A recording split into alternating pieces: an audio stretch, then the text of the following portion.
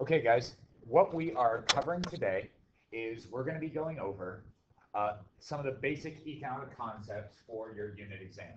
The basic ideas we're going to be covering are things like opportunity cost, scarcity, choice, the 4 factors of production, the 3 economic questions,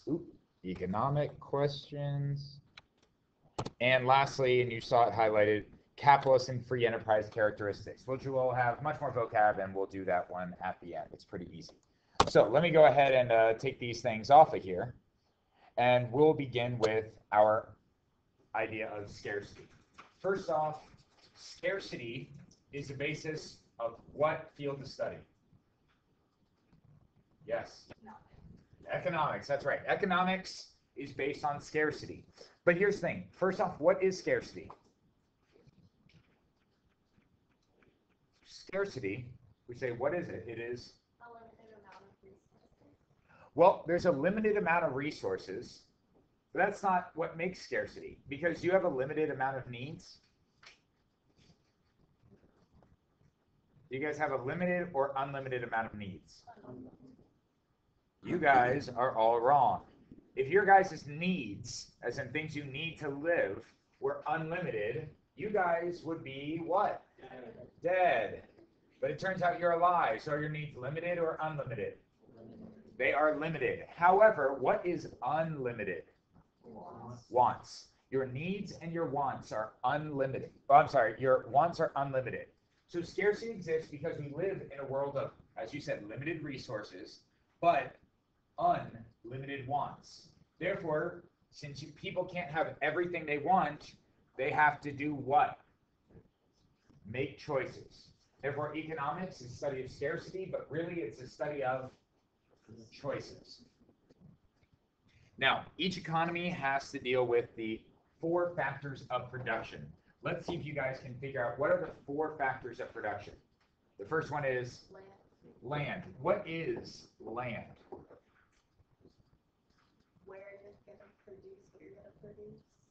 Where you're going to produce what you're going to produce? All right, let's see if we can say a little bit better than that. What is land? Right, gifts of nature, things that you can't create yourself. Can you create rather than necessarily space yourself? No, but what about trees or cattle? You can't produce those yourself. Those are. What about crude oil? The things you can't produce yourself, therefore they are land. So don't just think it's where it is. The next one is labor. If someone asks you a question about a person and says, is it land, labor, or capital? You know that person is, that's going to be labor. There's another thing a person could be, but we'll get to that at the end. Labor is the effort and skills that people put into production. As in, you guys are what stage of production? What factor? Labor. Very good. All right. What's the third one you need to know? Capital. All right. What is capital? Right. They're things used to make other goods. Using manufactured goods used to make other manufactured goods. So that's the hammers, the computers, the trucks. What would a factory be? Land, labor, or capital? The factory would be capital. The land the factory's on is land, but everything else would be capital. And what's the last one? Entrepreneurship. Okay, what is entrepreneurship?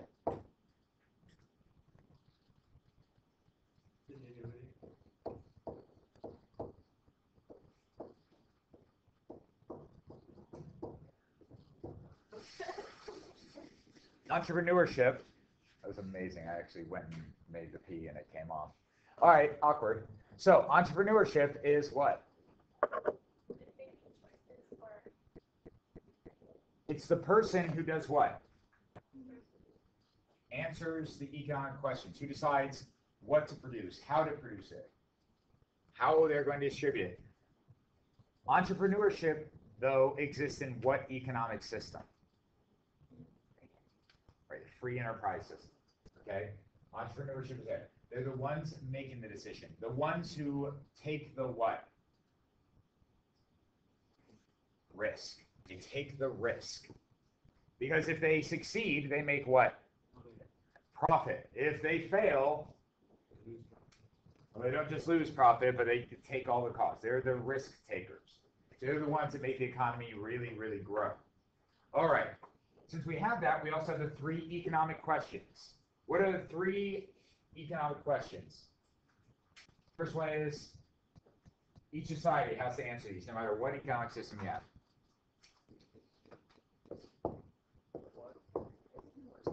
What to produce? Yeah. 2 is how to produce it.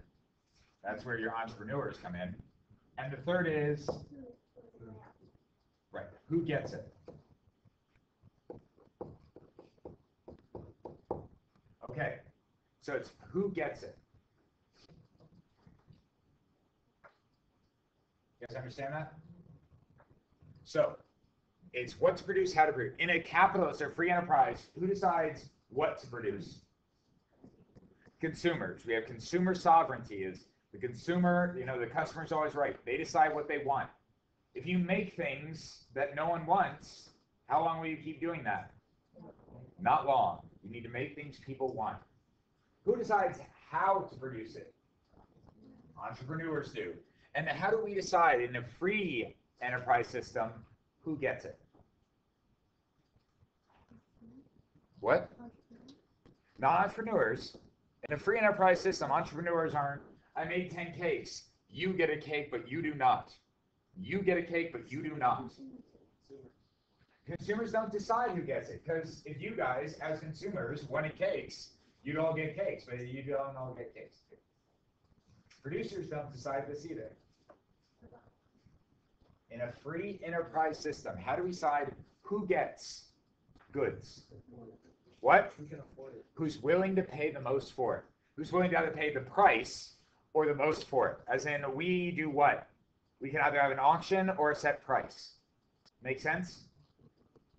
Then if I'm trying to sell these markers, I could say they're $2 each, or I could auction. Whoever's willing to pay for it. We use a monetary system, which leads us to money, but we won't get into that. Okay. You guys have an understanding of these basic economic concepts? All right, there's a few more you guys need to know, which we've covered extensively. So the next thing is our friend, and what kind of cost is our big friend that you guys should know very, very well? Opportunity cost. Opportunity cost is what? How we define opportunity cost?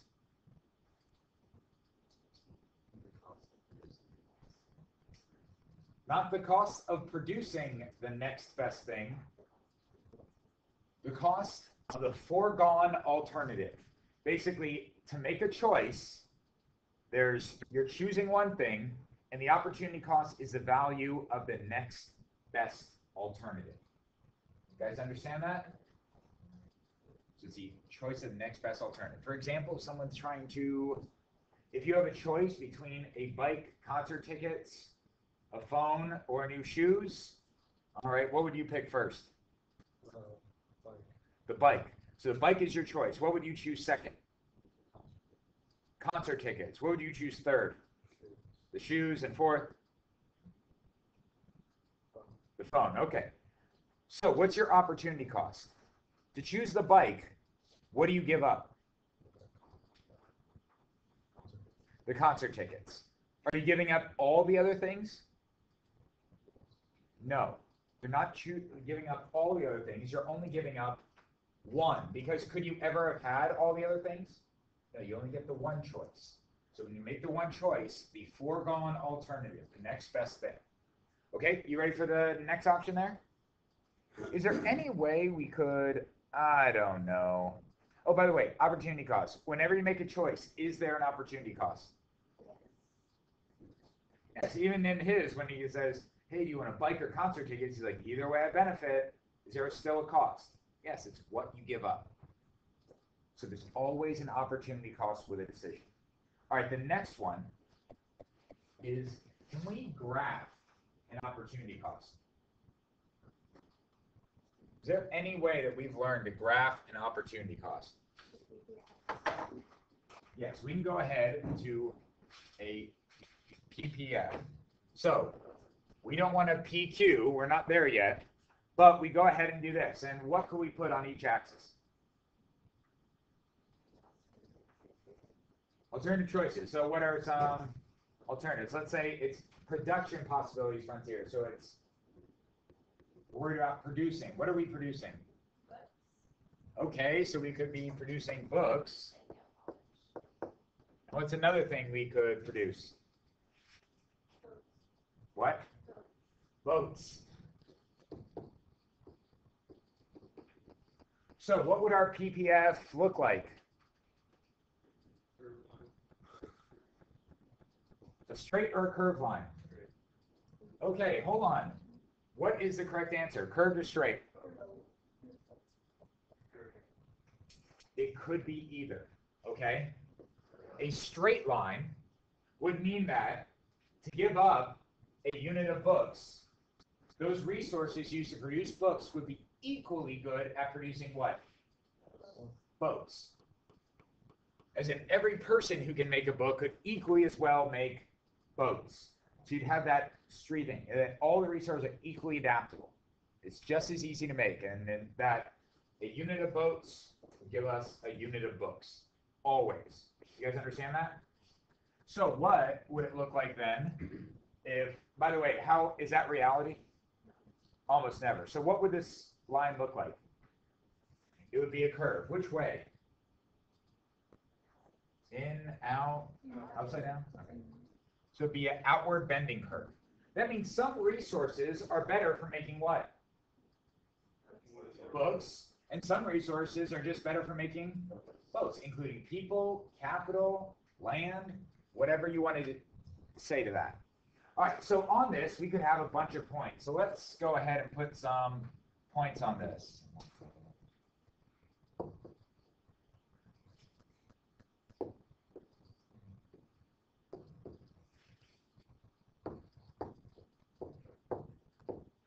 All right.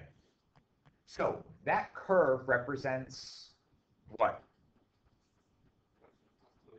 Well, that is our production possibility frontier, but it represents what? Right, the maximum amount we can produce in every combination of books to boats. Which means what point on here is just simply not possible?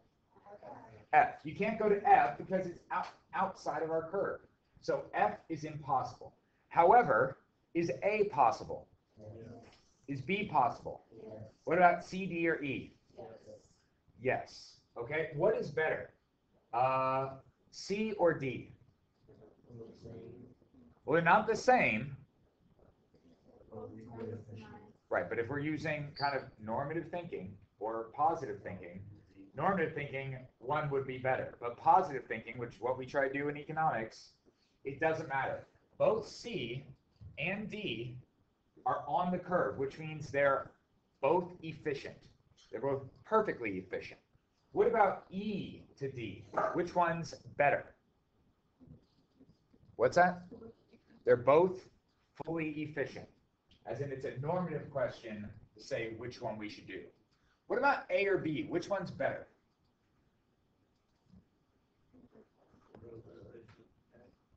A. They're both inefficient. You're right. A and B are both inefficient. We want to take A and we want to move A out here, but A is not out there. A is down here. But A is closer to the line, therefore it would be what? More efficient. For example, if I went ahead and moved A to here, if we looked, we'd have this many books and this many boats. With B, we'd have a lot less books and even a few less boats. That makes sense to you guys? All right.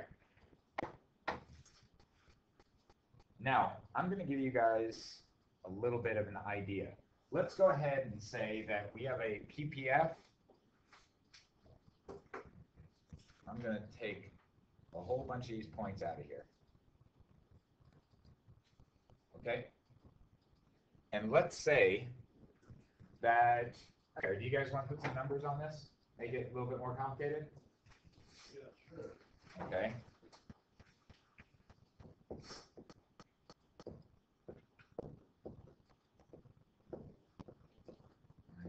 go ahead and you start putting things on here.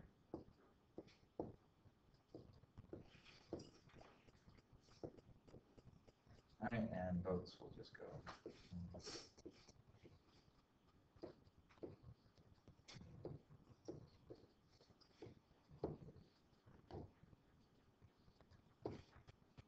Okay, so the most books we could ever produce are what?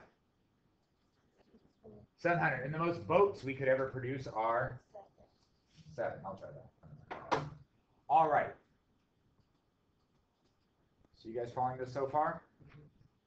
But let's go ahead and say that we're producing at, oh, who knows? Let's say,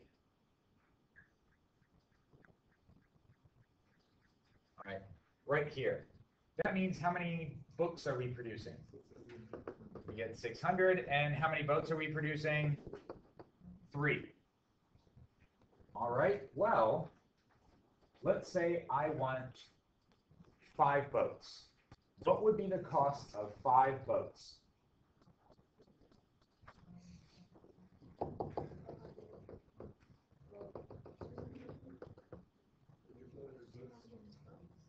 okay, that was not the straightest line, but there we go. The answer is 200 books. So what's the opportunity cost of 2 boats? 200 books. Does that make sense to you guys? So can the PPF show us opportunity cost? Could I ask this question a lot more complicated ways? You guys know the answer to that, don't you? The answer is yes. But if you understand the fundamentals of these, you should be able to realize that to get, if I go from 5 boats to 3, I gain what? 200 boats. Or books, sorry. Does that make sense? Should that be a really easy question? Any questions on this one? All right. Yes. What about the table? You did a table, we learned about it. It's on about comparative and absolute advantage? Yeah. That's going to be on the next review. All right. So let's go ahead and say this. Here's an opportunity cost question. Let's say you go to work at the ice cream shop. And at the ice cream shop, you get paid $10 an hour. Nice, huh? All right. Well, your friend goes and invites you to a concert. And that concert, the tickets cost $60. Everyone got this so far? But now you need to take off 5 hours of work to go to the concert. What is your opportunity cost of going to the concert?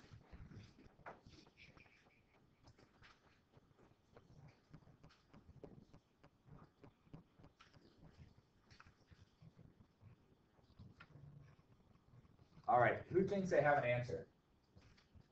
Yes. Say $110.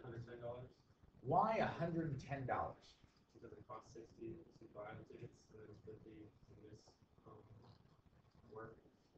Okay, so you said to go to the concert, you have to buy the ticket. The ticket costs how much? $60. And yet, you have to give what else up? 5 hours of work. 5 hours of work. And how much do you get paid for 5 hours of work? 50. You get another $50. Therefore, in our very simplistic example, you'd be giving up the work. Because if you don't go to a concert, what would you do? You go to work. What would you not have spent your money on? The concert ticket. And you would have gained how much money? $50 from going to work. Therefore, the cost of going to the concert is really how much?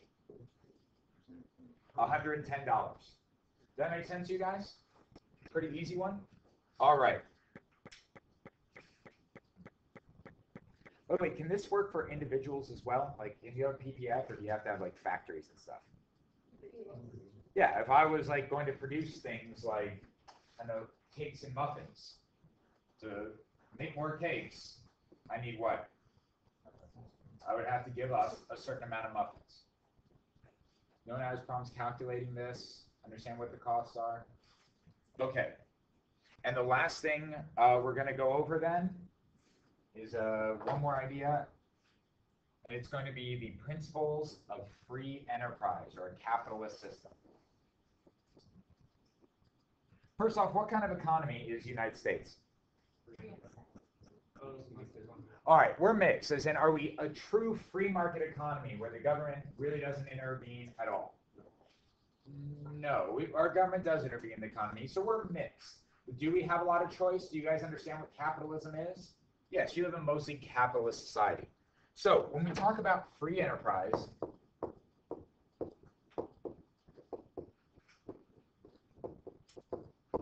okay, when we talk about free enterprise, we need to know some of the principles. In a free enterprise system, one of the basic foundations of it is private property, okay? So, you guys know what private property is, right?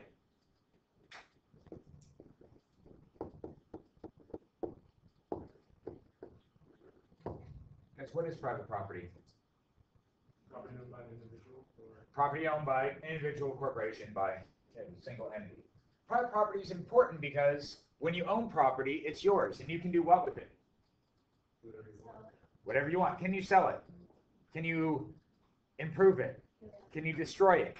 Can you use it any way you want? Yes, in a true free enterprise system, private property is a foundation. You have to be able to own things. Do all societies have private property? No, that's just not true. You guys find it a very foreign idea, but it's ingrained so much in our concept as a capitalist society, an American system, that private property is hard for you guys to not understand anything else without it. The next thing there is what needs to be protected.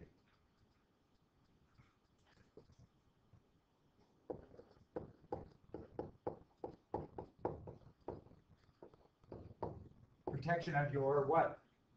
Once again, property.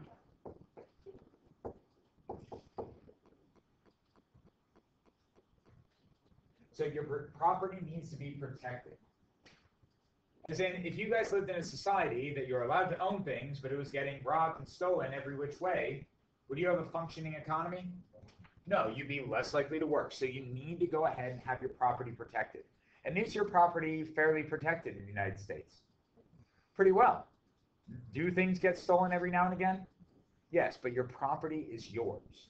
That the government doesn't usually come in and just take things. People usually don't just take things that are yours. A guy with or 3 guys that are big and strong don't come to you and be like, give me that. And you're like, okay, it is Tuesday, and this happens every Tuesday.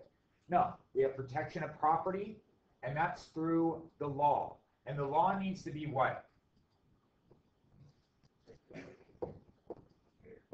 It needs to be fair and equal. As in, the law is supposed to apply to one person or another what? Equally, especially when it comes to contracts. You need the freedom to make contracts. Well, remember, money is your private property. A dollar is owned by the government, the actual paper, but the value of it is yours. Okay? So, you need to be able to make contracts, and contracts need to be able to be enforced. So you can make business arrangements so that when I give you $5, you need to give me a sandwich, okay? Because that's our contract, our deal. Not I give you $5 and you go, never mind, I'm not giving that to you. You guys understand that? The idea of having contracts, having them upheld, having your law apply to everyone equally and fairly is really important. And the last one, maybe the most important thing of capitalism or free enterprise, and I'm skipping a few, just giving you a few things you know, is its big heart. And that heart is what?